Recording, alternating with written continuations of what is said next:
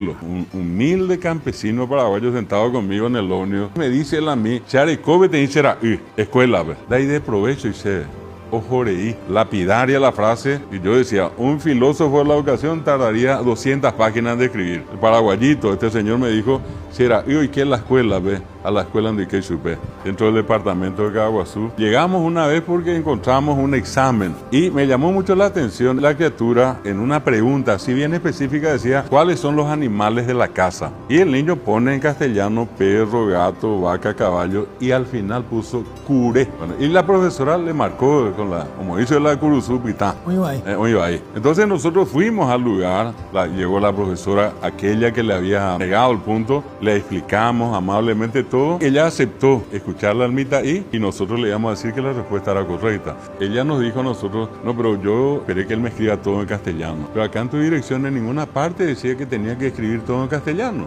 Él puso la respuesta y es correcta, sí es correcta. Bueno, y en el mitad ahí, un pan de Dios, ¿verdad? Ya. Le llevamos unos regalitos, le dimos, estábamos hablando y allí ¿qué pasó? Le dijimos, ¿dónde viene mando? Examen de ciencias naturales. Se mandó. Hoy me tenía ya, el único ya, uno. Amba, él le dijo a aquel leo. Se llama gato, perro, caballo, vaca. Anda chemando. Ahí va esa ya la otro. Dice curé. Y yo le digo cerdo. Peango. Y me dice, quedó esa imagen para mí, pero no va ley.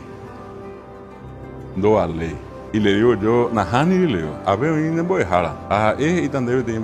Y le dice la profesora, hoy por algo veré ya para acá. Esa criatura por poco nos saltó a tocar el cielo. Pero imagínate que una palabra le hizo sentir tan mal a él, el no saber. ¿Y qué nos dijo? Tengo a esa casela, profesora, pero hay coajá. A peango a Moisés Guaraní. Y remató, pero no va ley. Yo quise que ella sepa que yo sabía la respuesta.